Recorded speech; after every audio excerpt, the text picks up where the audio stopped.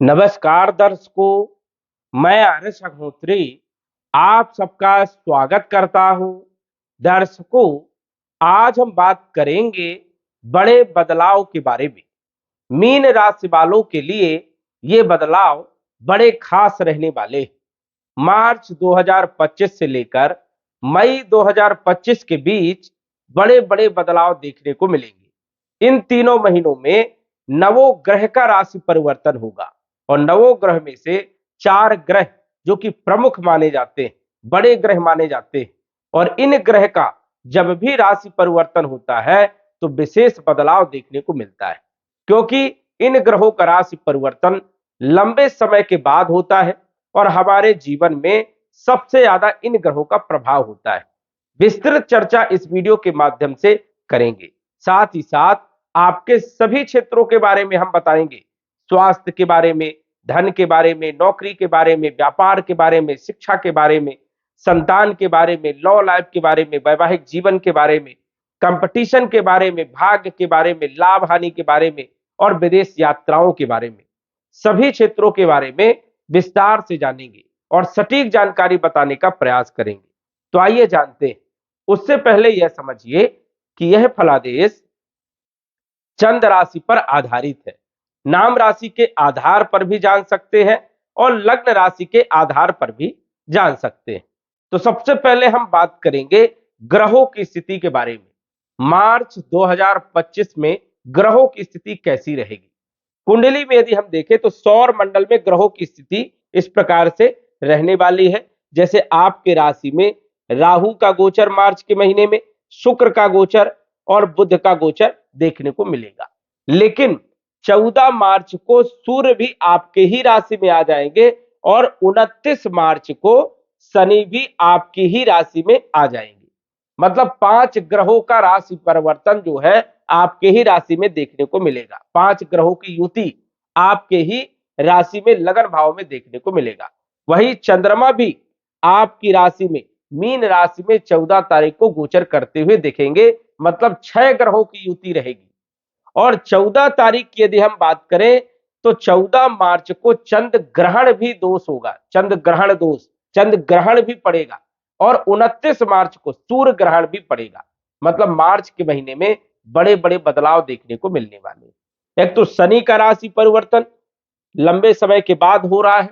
30 वर्ष के बाद शनि आपकी राशि में, मीन राशि में आएंगे और आपके ऊपर शनि की 7.5 का दूसरा चरण भी प्रारंभ हो जाएगा 29 मार्च 2025 से। इस कारण से मार्च के महीने से ही बदलाव देखने को मिलना प्रारंभ हो जाएंगे। सबसे पहले यदि हम बात करें तो ग्रहों की स्थिति में गुरु जो कि मई के महीने में बदलाव करेंगे और 14 मई को राशि परिवर्तन करके आपके चौथे भाव में आ जाएंगे और मिथुन राशि में इनका गोचर होगा, क्योंकि ये राशि के मालिक है, लगन के मालिक है और गुरु का गोचर बहुत ही महत्वपूर्ण माना जाता है। राहु केतु भी जो आपकी राशि में राहु का गोचर है और सप्तम भाव में कन्या राशि में केतु का जो गोचर है, मई के महीने में राहु आपके 12वें भाव में कुंभ राशि में जाएंगे और केतु आपके 6ठे भाव में आएंगे। तो इन ग्रहों का प्रभाव विशेष रूप से आपके ऊपर देखने को मिलने वाला है। वही मंगल मार्च के महीने में चौथे भाव में मिथुन राशि में गोचर करते हुए दिखेंगे। देखा जाए तो मई के महीने में ज्यादातर ग्रहों का राशि परिवर्तन होगा। बुध 7 मई को मेष राशि में आ जाएंगे, सूर्य 15 मई को वृषभ राशि में तीसरे भाव में, गुरु 14 मई को आपके चौथे भाव में और राहु जो है 18 मई को कुंभ राशि में 12वें भाव में और केतु आ जाएंगे 6ठे भाव में। बुध 23 मई को आपके वृषभ राशि में तीसरे भाव में जो है गोचर करेंगे। तो बुध का जो गोचर है ये मई के महीने में 2 बार होगा। 7 मई को मेष राशि में आएंगे और 23 मई को आपके तीसरे भाव में वृषभ राशि में गोचर करेंगे। मार्च के महीने में सिर्फ 2 ग्रहों का राशि परिवर्तन होगा। 14 मार्च को मीन राशि में सूर्य का और 29 मार्च को मीन राशि में शनि का राशि परिवर्तन देखने को मिलेगा। अब हम जान लेते हैं कि इन ग्रहों का प्रभाव हमारे लिए कैसा रहेगा, किन किन क्षेत्रों पर पड़ेगा, क्या सावधानियां रखना है, क्या उपाय करना है, किन क्षेत्रों से लाभ उठाना है, संपूर्ण जानकारी जानेंगे। सबसे पहले तो हम बात करेंगे देवगुरु बृहस्पति के बारे में, क्योंकि ये आपके राशि के मालिक है, लगन के मालिक है और गोचर कर रहे हैं आपके तीसरे भाव में। तीसरा जो भाव होता है ये होता है पराक्रम का, संघर्ष का, मेहनत का, छोटी मोटी यात्राओं का, छोटे भाई बहनों का, बल पराक्रम का। और यहां पर कोई भी ग्रह गोचर करता है तो थोड़ा संघर्ष जरूर करवाता है, क्योंकि भाव ही संघर्ष वाला है, मेहनत वाला है। और गुरु लगभग 1 वर्ष से यहां पर गोचर कर रहे हैं। और अभी मार्च के महीने में, अप्रैल के महीने में गुरु का जो है तीसरे भाव में ही जो है गोचर होता हुआ दिखेगा। अब कैसे परिणाम देंगे स्वास्थ्य के लिहाजा से यदि हम बात करें तो मार्च का महीना, अप्रैल का महीना और मई का महीना, ये तीनों महीना आपके लिए स्वास्थ्य के लिए बढ़िया रहने वाले हैं, कॉन्फिडेंस के लिए भी बहुत अच्छे रहने वाले हैं। वही कोई भी ग्रह जब राशि परिवर्तन करने वाला होता है तो जाते जाते कुछ विशेष लाभ भी देकर के जाता है। हो सकता है गुरु आपको विशेष लाभ दे करके जाए, क्योंकि गुरु आपके लगन के मालिक है, साथ ही साथ कैरियर के मालिक है। सबसे महत्वपूर्ण ग्रह गुरु ही है आपके लिए, और गुरु का राशि परिवर्तन आपके लिए सबसे महत्वपूर्ण रहने वाला है, क्योंकि कैरियर के मालिक है। और कैरियर के मालिक होकर के मार्च अप्रैल के महीने में पराक्रम भाव में होने के कारण मेहनत तो करवाएंगे लेकिन सफलता भी देने का काम करेंगे। वही लगन के मालिक है, तीसरे भाव में गोचर कर रहे हैं। मार्च अप्रैल में कोई न कोई यात्राएं आपकी हो सकती है। भाइयों के साथ संबंध यदि अच्छे नहीं थे तो धीरे धीरे सुधरते हुए नजर आएंगे। वही धार्मिक कार्यों में रुचि आपकी बढ़ेगी। अब गुरु जो है पांचवी दृष्टि से आपके सप्तम भाव को देखेंगे। जिन लोगों का विवाह अभी तक नहीं हुआ, जो लोग प्रयास कर रहे हैं, उन लोगों के लिए रिश्ते आने के भी योग यहां पर बनते हैं। और यदि रिश्ते जुड़ गए हैं तो विवाह के लिए भी योग बनता है। गुरु की सप्तम दृष्टि भाग्य भाव में होने के कारण भाग्य का साथ मिलेगा। पिता के साथ संबंध यदि खराब हो गए थे तो धीरे धीरे सुधरेंगे। वही आपका लक आपको साथ देगा। नवम दृष्टि गुरु की लाभ भाव में होने के कारण लाभ देने का काम करेंगे, आय में वृद्धि करने का काम करेंगे, आमदनी को बढ़ाने का काम करेंगे। वही मार्च अप्रैल में कोई यदि परिवर्तन करना चाहते हैं तो भी आपके लिए समय बढ़िया है, कोई विशेष दिक्कत वाली बात यहां पर नहीं। 14 मई को जब गुरु राशि परिवर्तन करके आपके चौथे भाव में, केंद्र भाव में आएंगे तो यहां से अच्छे परिणाम आपको चौथे भाव में देखने को मिलेंगे। लेकिन कुछ क्षेत्रों पर परेशानियां होंगी। जैसे सबसे पहले फायदे की यदि हम बात करें तो स्वास्थ्य के लिहाजा से पूरा वर्ष आपके लिए ठीक रहने वाला है। वही कैरियर के लिहाजा से भी यदि हम बात करें तो बहुत अच्छा समय आपके लिए रहने वाला है, क्योंकि कैरियर के मालिक चौथे भाव में गोचर करेंगे और अपने भाव को, अपने घर को पूर्ण दृष्टि से देखेंगे, मतलब नजर रखेंगे कि कोई स्थिति खराब तो नहीं हो रही है। इस कारण से कैरियर के लिए और स्वास्थ्य के लिए पूरा वर्ष आपके लिए बढ़िया रहने वाला है। कैरियर में अपॉर्चुनिटी देने का काम करेंगे, प्रमोशन देने का काम करेंगे, चाहे आप सरकारी नौकरी कर रहे हो, चाहे प्राइवेट नौकरी कर रहे हो, चाहे स्वयं का कोई काम कर रहे हो, कुछ भी यदि आप कर्म कर रहे हैं उसका आपको पूर्ण रूप से सफलता जरूर मिलेगी। क्योंकि कोई भी ग्रह कितनी खराब स्थिति में हो, अपने घर को यदि देख रहा है तो अपने घर को बचाने का प्रयास ही करेगा। इस कारण से कैरियर में आपको सफलता मिलने वाली है, कैरियर आपका बढ़िया रहेगा। पिछला समय जो कैरियर का था वो उतना बेहतर नहीं था, क्योंकि संघर्ष बहुत करना पड़ा, समस्याएं बहुत आई और उतनी सफलताएं भी नहीं मिली। लेकिन 14 मई के बाद गुरु का जो ये प्रभाव है ये आपके लिए सबसे बढ़िया रहने वाला है और कैरियर की स्थिति बढ़िया रहेगी। वही गुरु की पंचम दृष्टि अष्टम भाव में होने के कारण पैसा यदि आपका कहीं पर फंसा था तो रिकवर होने के योग भी बनते। ससुराल पक्ष से संबंध यदि आपके अच्छे नहीं थे तो संबंध जो है धीरे धीरे ठीक होंगे।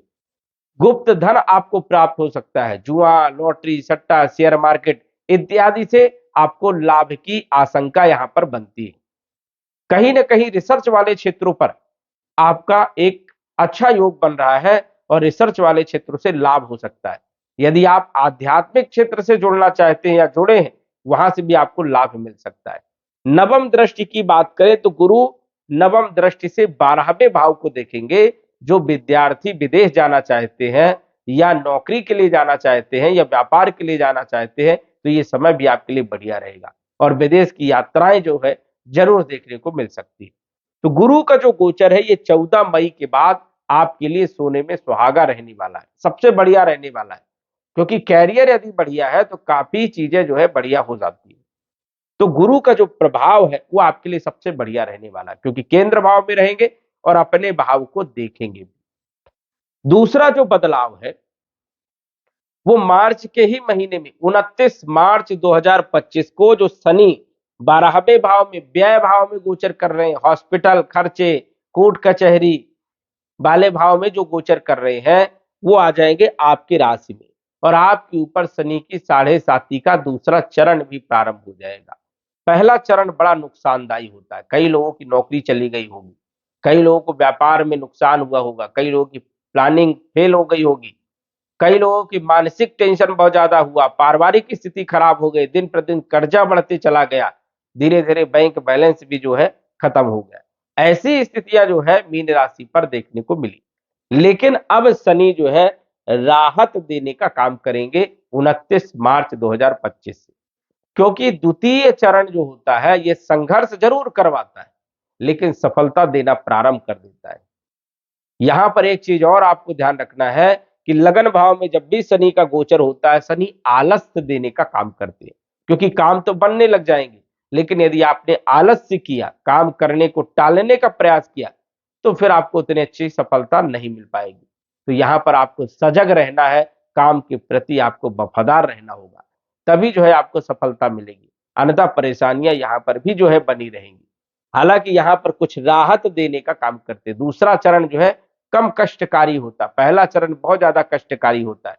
अब शनि जहां के मालिक होते हैं वहां के फलों में वृद्धि कर देते, शनि जहां पर विराजमान होते वहां के फलों में वृद्धि करते हैं, लेकिन शनि जहां पर देखते हैं वहां पर नुकसान करने का काम करते। अब आपकी कुंडली के अनुसार से शनि लाभ के मालिक है, लगन भाव में गोचर करेंगे, इसे इच्छा पूर्ति राजयोग भी कहते हैं। इस कारण से दूसरे चरण में इच्छाओं की पूर्ति होगी, भूमि भवन प्रॉपर्टी मकान वाहन का आपको सुख भी प्राप्त होगा, देश विदेश की यात्राएं भी होंगी, क्योंकि 12वें भाव के मालिक विदेश के मालिक व्यय के मालिक लगन भाव में जब गोचर करते हैं तो विदेश की यात्राएं जरूर होती हैं, विदेश से जुड़े हुए कार्यों में लाभ जरूर होता है, एक्सपोर्ट इंपोर्ट में लाभ होता है। तो ये एक बढ़िया स्थिति है आपके लिए। और इच्छा पूर्ति राजयोग बन रहा है तो शनि इच्छा की पूर्ति करने का काम करेंगे। धन राजयोग बन रहा है, धन में वृद्धि करने का काम करेंगे, आय में वृद्धि करने का काम करेंगे। तो शनि का जो गोचर है ये आपके लिए सबसे बढ़िया रहने वाला है। लेकिन सावधानी कहां पर रखना है, शनि की तीसरी दृष्टि आपके तीसरे भाव में पड़ेगी, छोटे भाई बहनों के साथ संबंध खराब हो सकते हैं।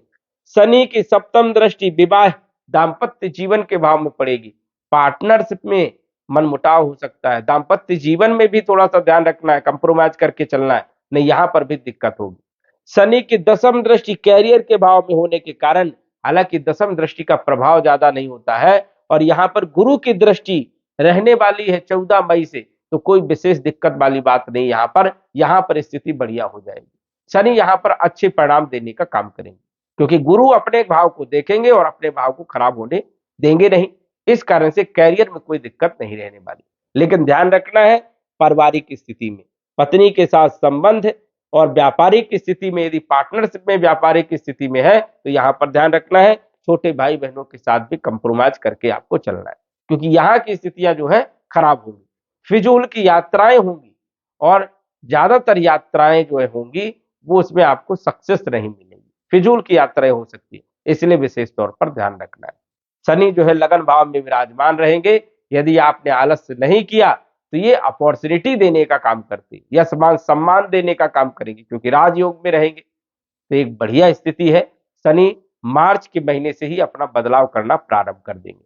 लेकिन शनि और राहु की युति भी हो जाएगी, इस कारण से कुछ जल्दीबाजी में गलत डिसीजन भी हो सकते हैं, इसलिए सोच समझ करके आपको डिसीजन लेना है। यदि आपने सोच समझ कर डिसीजन लिया तो कोई दिक्कत वाली बात यहां पर नहीं है, क्योंकि शनि और राहु की युति लगभग 1.5 महीने तक रहेगी। 1.5 महीने के बाद 18 मई के बाद स्थिति पूरी तरह से क्लियर हो जाएगी और पूरा वर्ष आपका शानदार रहने वाला है।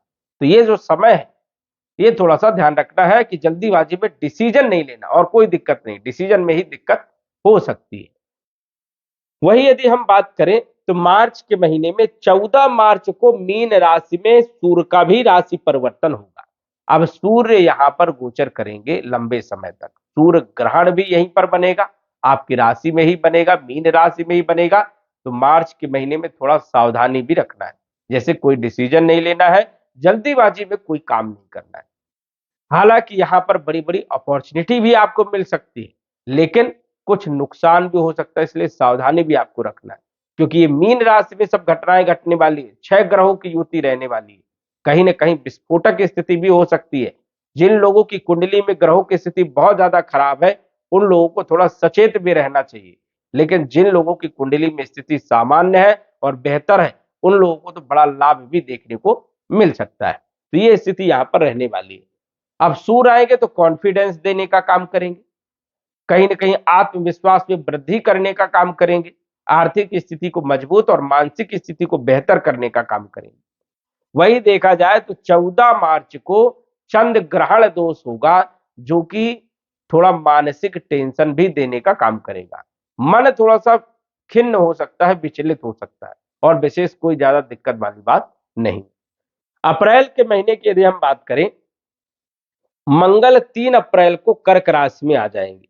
मार्च के महीने में मंगल जो है चौथे भाव में गोचर करेंगे, तो भूमि, भवन, प्रॉपर्टी, मकान का योग बनाने का काम करेंगे। कैरियर में पदोन्नति या कैरियर में ग्रोथ देने का काम करेंगे। लाभ होगा, आय में वृद्धि होगी।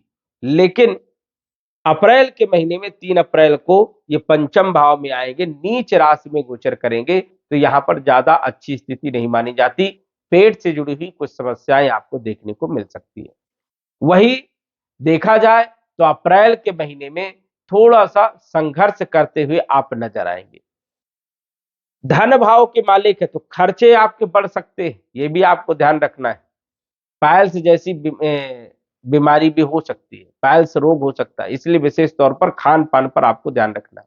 जल्दीबाजी में कोई डिसीजन आपको लेना नहीं है, इस चीज का भी आपको ध्यान रखना है। शेयर मार्केट में भी थोड़ा सा आपको विशेष तौर पर सोच समझ करके इन्वेस्ट करना चाहिए, ये आपको सावधानी रखने की विशेष तौर पर जरूरत है। वही यदि हम बात करें तो सूर्य जो है 14 अप्रैल को मेष राशि में धन भाव में आएंगे। ये एक बढ़िया स्थिति रहने वाली है, धन में वृद्धि होगी। और सूर्य आपकी कुंडली में छठे भाव के मालिक हैं, कर्जे को चुकाने का काम करेंगे, शत्रुओं को परास्त करने का काम करेंगे, और कंपटीशन में सफलता देने का काम करेंगे। मार्च के महीने में भी जो है सूर्य की स्थिति बेहतर रहेगी काफी हद तक, तो सपोर्ट ही करने का काम करेंगे, रोग, ऋण और शत्रुओं को समाप्त करने का काम करेंगे। वही यदि हम बात करें बुध की, तो मार्च और अप्रैल के महीने में बुध राजयोग बनाएंगे, नीच भंग राजयोग। ये राजयोग एक अच्छा राजयोग माना जाता है। वही लक्ष्मी नारायण राजयोग भी बनेगा और मालव्य राजयोग भी बनेगा, कई सारे राजयोग बन रहे हैं। तो यहां पर लाभ तो होना जरूरी है, क्योंकि मालव्य राजयोग भौतिक सुखों में वृद्धि करने का काम करेगा। नीच भंग राजयोग एक प्रकार का विपरीत प्रकार का फल देने का काम करता है। बुद्धि बहुत अच्छी रहेगी, कहीं ना कहीं व्यापारिक स्थिति बहुत अच्छी रहेगी, और कुछ बड़ी अपॉर्चुनिटी या पद प्रतिष्ठा आपको मिल सकता है, ऐसी संभावनाएं यहाँ पर बन रही है। तो बुध जो है हालांकि कुछ समय तक वक्री रहेंगे, कुछ अस्त रहेंगे, इस प्रकार से रहने वाले हैं बीच बीच में, लेकिन जो भी है वो आपको अच्छे ही परिणाम देने का काम करेंगे।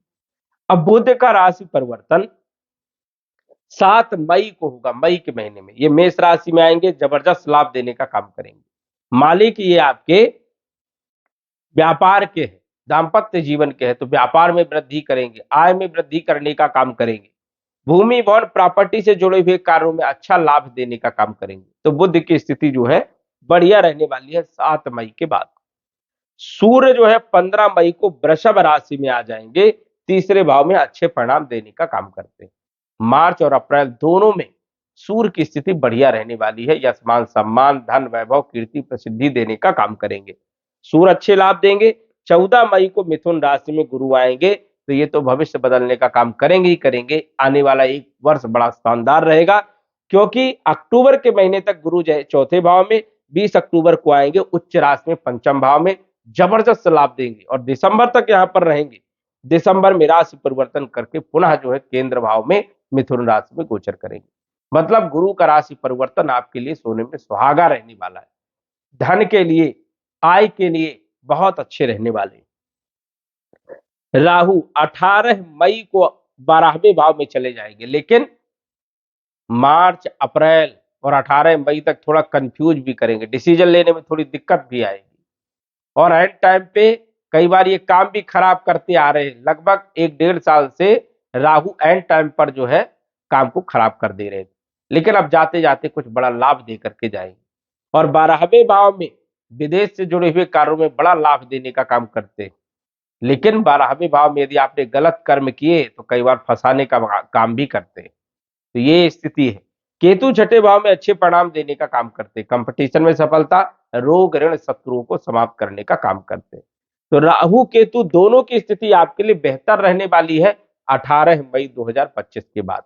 अभी राहु आपके सिर में विराजमान है और आपको भ्रमित कर रहा है, संघर्ष करवा रहा है, मेहनत करवा रहा है, लेकिन जब आपके राशि से निकल करके 12वें भाव में जाएंगे तो आपके ऊपर जो भार था वो कम हो जाएगा, ऐसी स्थिति जो है प्रकट होगी।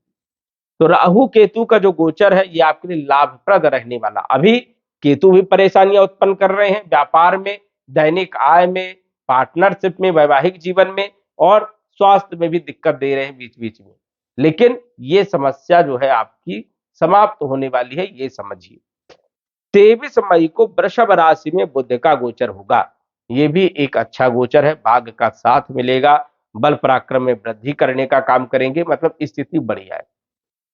बुध जो है अच्छे लाभ देने का काम करेंगे।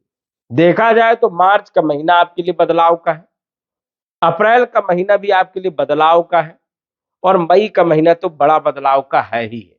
कुछ ना कुछ अच्छे परिणाम देखने को मिलेंगे, कुछ न कुछ जीवन में बड़ा बदलाव देखने को मिलेगा ही मिलेगा।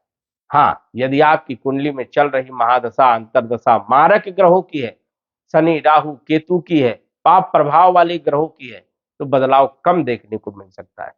सटीक जानकारी लेने के लिए कुंडली का विश्लेषण करवा सकते हैं और घर बैठे ही सटीक जानकारी का पता लगा सकते हैं। तो दर्शकों, आज बस इतना ही। धन्यवाद। यदि आप अपनी कुंडली का विश्लेषण घर बैठे करवाना चाहते हैं तो दिए गए व्हाट्सएप नंबर से संपर्क करें। साधारण फीस जमा करके आप अपनी कुंडली का विश्लेषण फोन के माध्यम से घर बैठे ही करवा सकते हैं और जान सकते हैं अपने भूत, भविष्य और वर्तमान के बारे में। धन्यवाद। WhatsApp number 9479893911।